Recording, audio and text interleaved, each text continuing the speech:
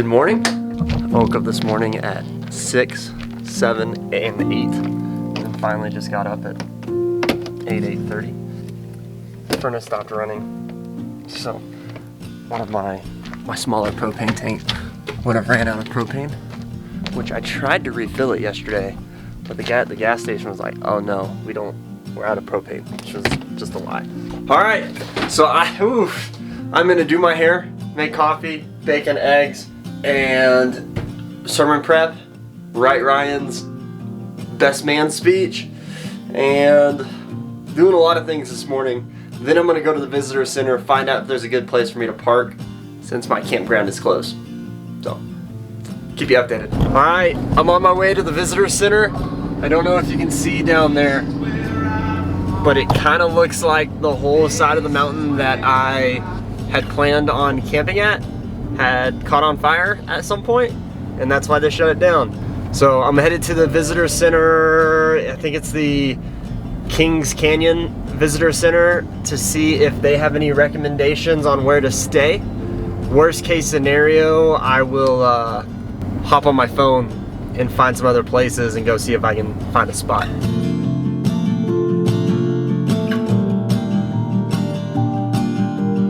Well, the lady at the visitor center was next to useless. She said, yeah, you've got the tree that you can drive to, and then I like to go to Hume Lake because I have dogs.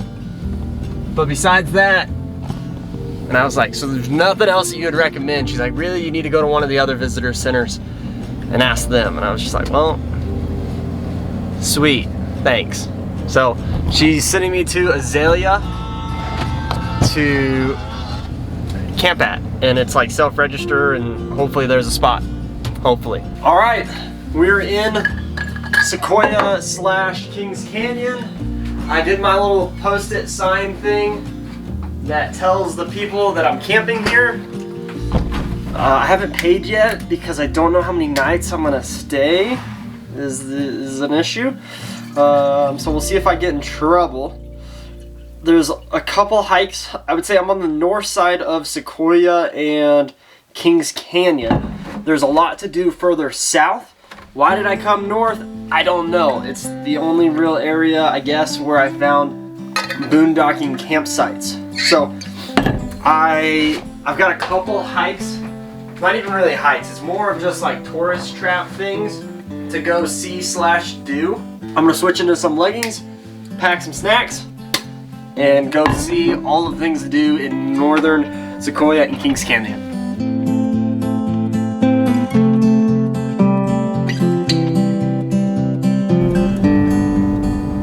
It's massive. Look at that crap. You can sleep in there.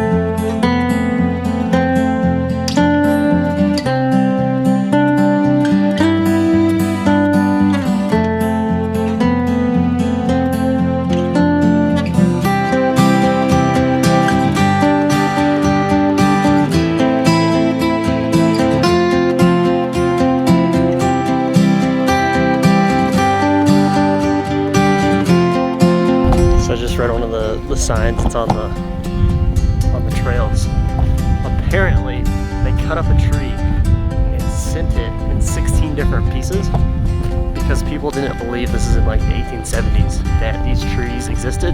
They called it the California hoax. So it's just crazy to think that we couldn't even comprehend the size or believe the size.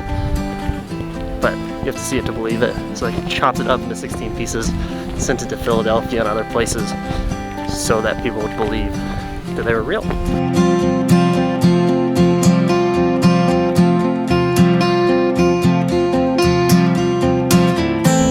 I feel like the sequoias make you want to be quiet and they make you want to be still. Just to like take in the size and the grandeur. Like, I don't know, there's a lot that goes through your head in terms of God and his creation and just the pure size and the pure power and like, why this place? Why? I don't know. There's a lot that just runs through your head. I'm not trying to get too crazy about it, but I've like honestly never seen anything like it. It's like the proper, if you think big forest, whatever you dreamed of, whatever you like thought of in your head, this is what you think of. And I really honestly, I've seen a couple pictures of the redwoods where you can drive through them, but besides that, I've got no prior background or knowledge, so it's cool. Grant Grove is cool. Like, I might take a chair out there and pop up a chair and sermon prep. We'll see. Now doing the panoramic lookout trail. There is a fire lookout building thing. It's 2.5 miles away, so 5 miles round trip. But you can only get to it if there's somebody there and if they're willing to show you, which Corona, nobody's gonna show me. So I'll do the trail to the lookout and show you the lookout. And I got a scenic snack for it.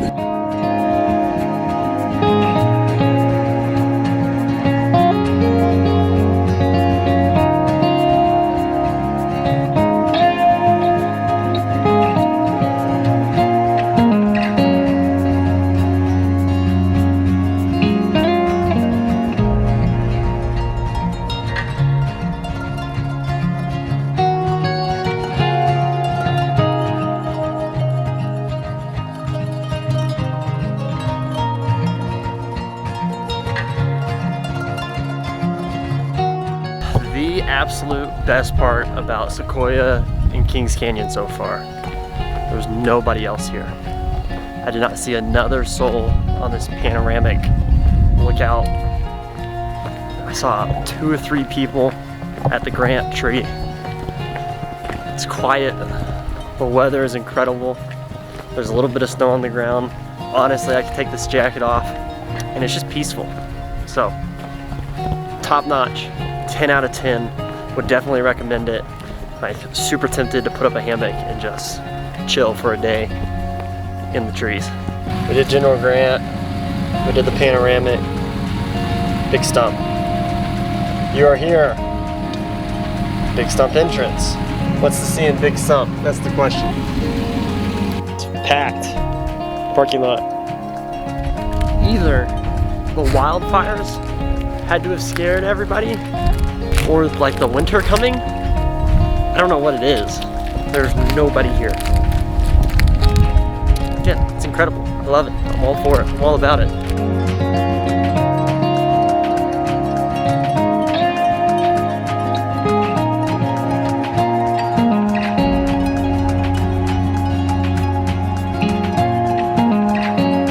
Absolutely massive.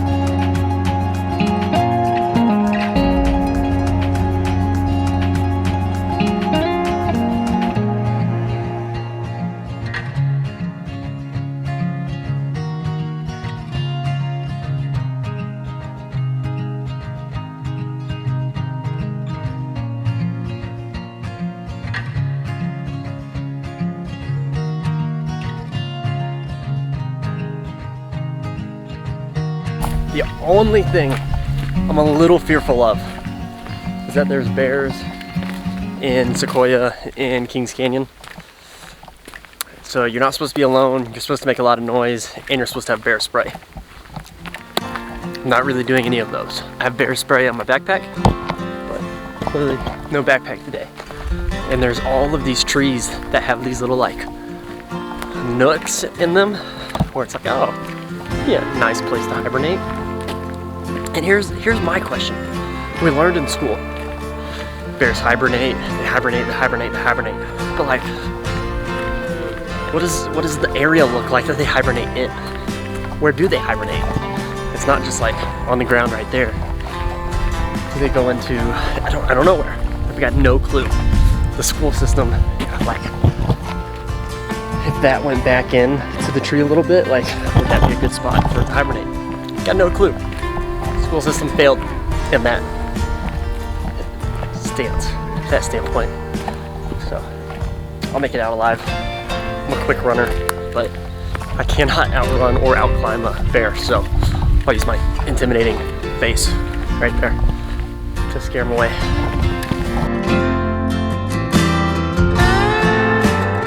I decided to call it quits after Big Stump. It's just now 5 o'clock at home, so I figure I should drive into cell phone service and respond to anyone that I need to, and that I can do Big Baldy tomorrow.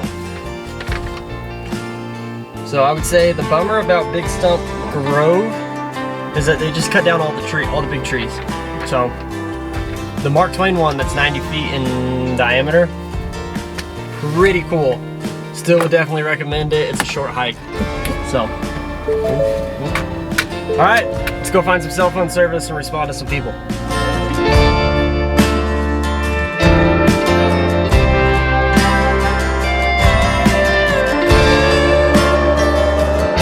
I've got 7 trails downloaded.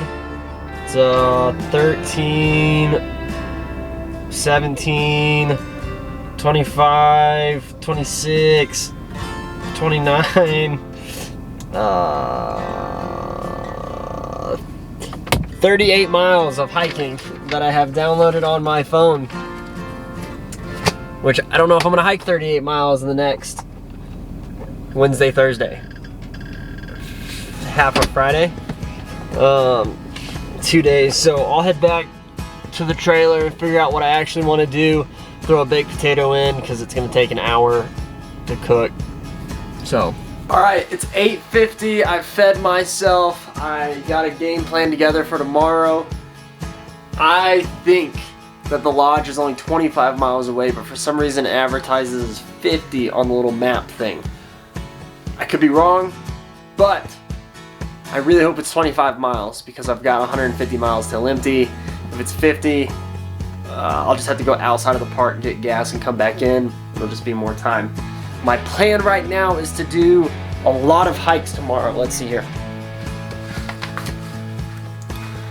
Mirror Grove, Little Baldy, General Sherman, and the Big Tree Trail tomorrow for a total of 10 miles. And then Thursday to do the 12-mile Heather/Pearl Lake, but I'll need the ice adapters for my shoes.